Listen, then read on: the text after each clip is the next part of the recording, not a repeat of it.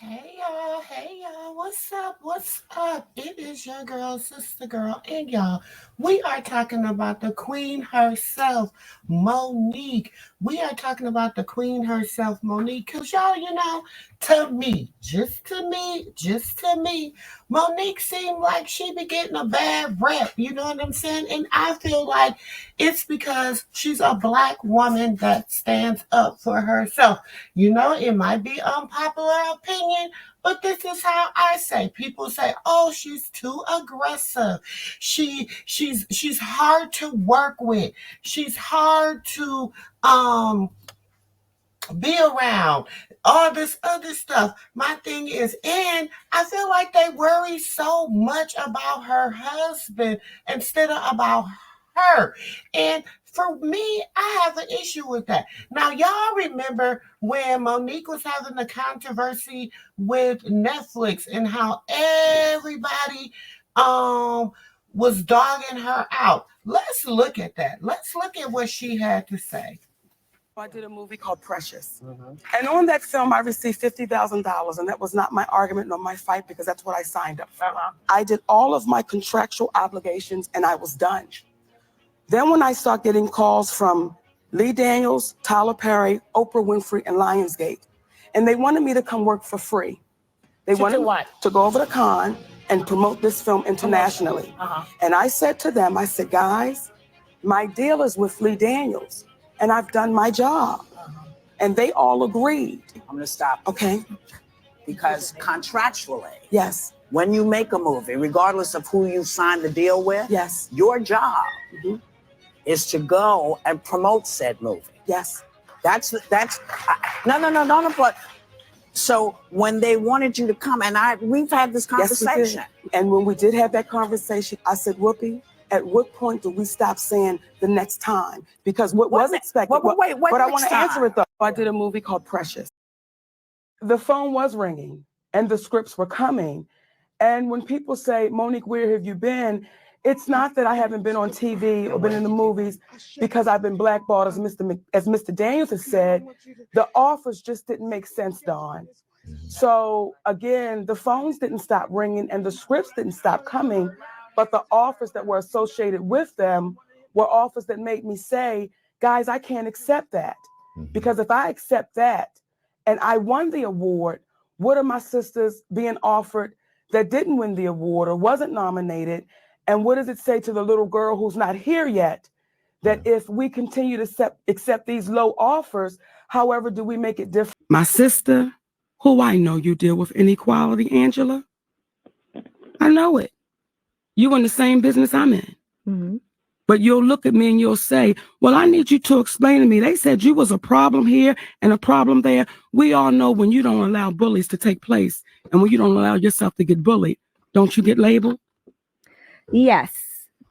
But can I just, for full disclosure, please, there are definitely people that I know that have worked with you on the Ebony shoot. Yes. And I've heard things, well, they've told me personally, people that were in the room. Say their names. And if not, like I told Lenard before, keep it on the playground. Well, okay, so I saw on Alfred Edmond Jr., who's the editor-in-chief of Black Enterprise magazine. Yes. I saw that Amy Dubois Barnett, who was the editor-in-chief of Ebony at the time of that shoot, who was very excited to have you on the shoot, she left a comment because he posted something about you and the numbers and about your worth and how you are the most decorated comedian and Black woman comedian. And she commented it was a nightmare working with her, and I would never want to go through something like that again. I saw that comment is still on his page now. I would love to sit down and talk with that sister face to face so she can tell me about the nightmare, because what they won't do is they won't fill it in.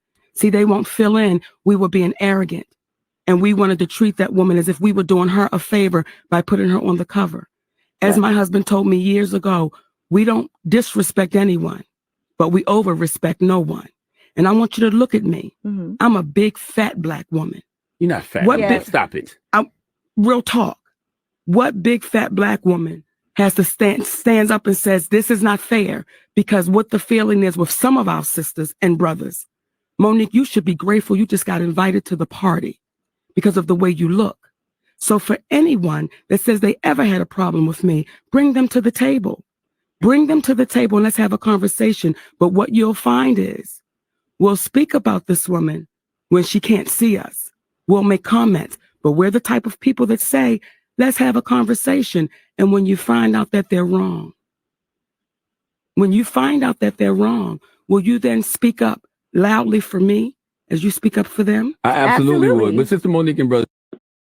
As the Black community, we owe Monique an apology. Yes, we do. She spoke about things that are still happening now. And I believe that if we would have stood up for her then and not dragged her, dehumanized her, make her feel like shit, we would be in a different place. And actresses right now would not be struggling. Let me make it very clear. Black actresses of color would not be struggling. I'm going to play a video from Monique, and then I'm going to play a video from Taraji, and y'all tell me what the difference is. It was ringing, and the scripts were coming. Yep. And when people say, Monique. And then I know Tyler wouldn't support that. He never told nobody not to work with her. When I talked to him, he was like, no, I never told no one not to work with her. And I said, but you Tyler Perry, and you never told anyone to work with her. Wow. You know what I'm saying? And he was like, I never looked at it like that. Because I said, you just got to consider how strong your influence is at that point. Monique, why is she canceled? And then I know Tyler wouldn't support that. He never told nobody not to work with her. When I talked to him, he was like, no, I never told no one not to work. See, this is why me and Oprah Winfrey got a problem. Till that woman says, let me apologize to you publicly, it'll be to the day I leave this earth. Because what you did was malicious, and it was intentional, and it was ugly. Say, Oprah Winfrey, you know what you need to do, and stop hiding behind what you call was negative comments, what you call, oh, I don't even deal with things like that, because what people are beginning to do is see you for who you are. It was all said and done. Oprah Winfrey calls me. And in that moment, I was still stuck in, this is Oprah Winfrey. How do I say, you had my mother, my father, my other brother, and I'm stuck in that moment. And when we hung up that phone, my husband looked at me and said, what's wrong with you? That's not what we made of. You know how you felt about that and how you feel about that. And you need to let that woman know, I don't care about a title and a position. That's not what you cut from. So it was my obligation to let Oprah Winfrey know how you feel about that. Because I said one word, and that was no. Now, I said no to some very powerful people. What Tyler Perry showed me, Lee Daniels, Oprah Winfrey, and Lionsgate. When you don't do what we ask you to do, we'll take your livelihood. But this isn't the only difficulty that Monique is facing at the time. So while she's getting backlash because she wasn't playing the game, Monique had been betrayed by somebody that she never saw coming. This is where things shift from professional to deeply personal. What happened? Oprah Winfrey called us up, and she said my brother wanted to come on the show. Your older brother you described as a monster, and he abused you. Yes. From the time you were 7. How did he abuse you? Are we talking about sexual abuse? Yes. She said, if you don't want me to have your brother on the show, I will cancel the show.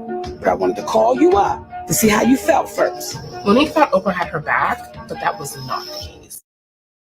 What happened? I did a movie called Precious. I loved it. I signed up for that movie with my friend named Lee Daniels. He said it's paying $50,000.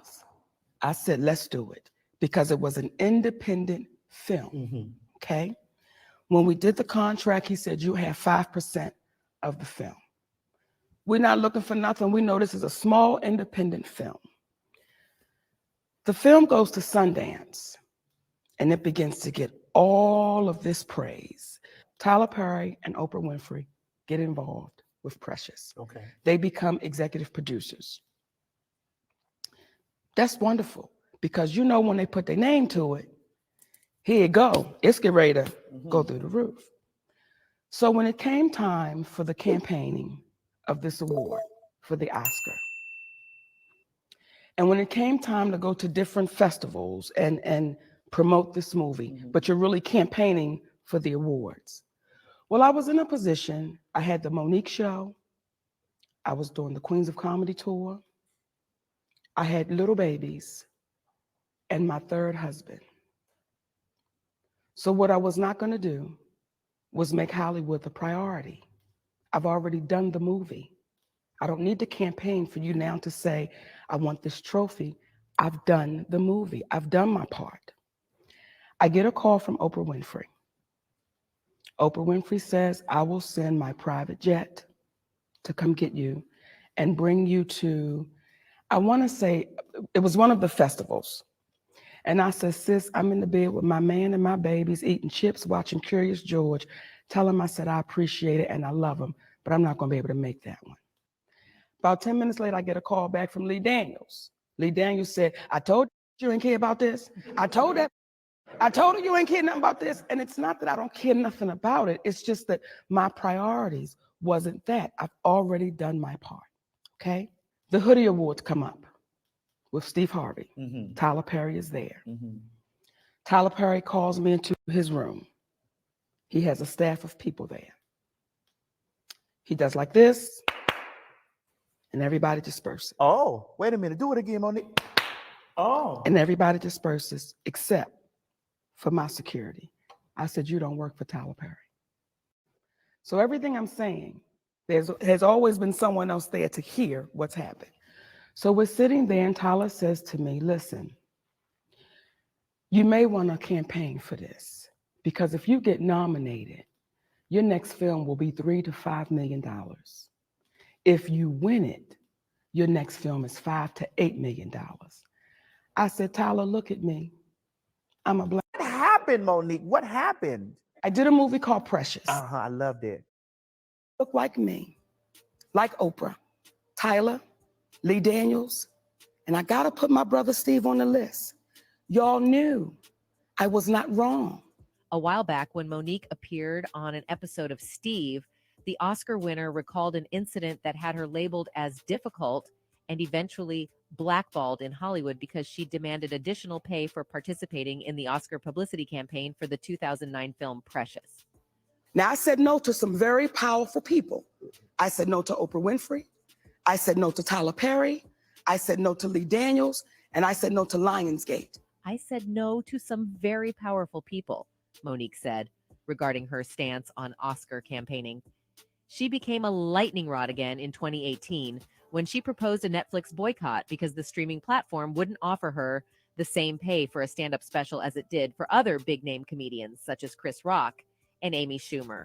Monique then called out Harvey for a comment he made about her following the Netflix controversy, telling him, when I heard you go on the air and you said, my sister done burnt too many bridges and there's nothing I can do for her now. Do you know how hurt I was? And when I heard you go on the air and you said, my sister done burnt too many bridges and there's nothing I can do for her now. Steve, do you know how hurt I was? Harvey countered that he thought she did herself a disservice with her call to arms over Netflix, noting that it came off as rich people problems. He also pointed out, if we're going to boycott, are we going to not get subscriptions, turn it off? Are we going to go down there and get signs? Monique faulted Harvey and other powerful African Americans for not being strong enough to go public and say, we can't throw our sister under the bus. Your husband can't be the Sydney that he really is out here. Let me tell you something. That flexing, we got to flex a different way. We out here in a game. This the money game. This ain't the black man's game. This ain't the white man's game. This is the money game, he told her. You cannot sacrifice yourself. The best thing you can do for poor people is not be one of them. Eventually, the temperature in the room came down, and Harvey ended the interview by promising to use his clout to help repair Monique's relationship with Hollywood power players, but Mo didn't look like she bought a word he said. Well, you can't really blame her. The woman has had to deal with the worst situations in the industry and then lived to tell the story. You see, Monique has sued Netflix for race and gender discrimination nearly 2 years after calling for a boycott against the streaming giant for allegedly lowballing her. In a lawsuit filed against Netflix in Los Angeles Superior Court, the Oscar award-winning comedian claims the company offered her significantly less money for a comedy. Look like me, like Oprah, Tyler, Lee Daniels, and I got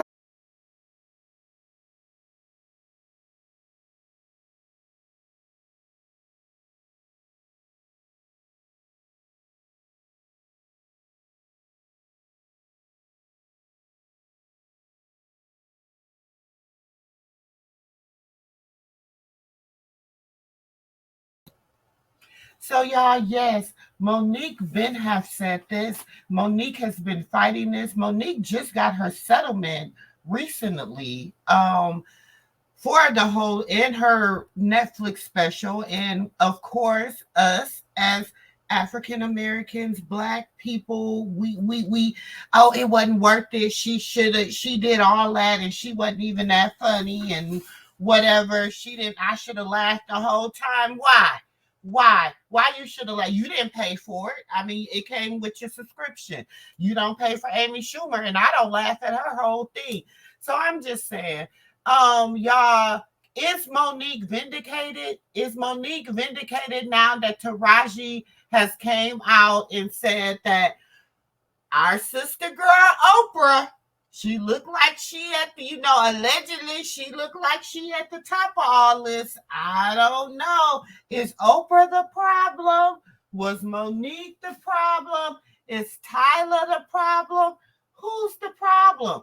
I don't know.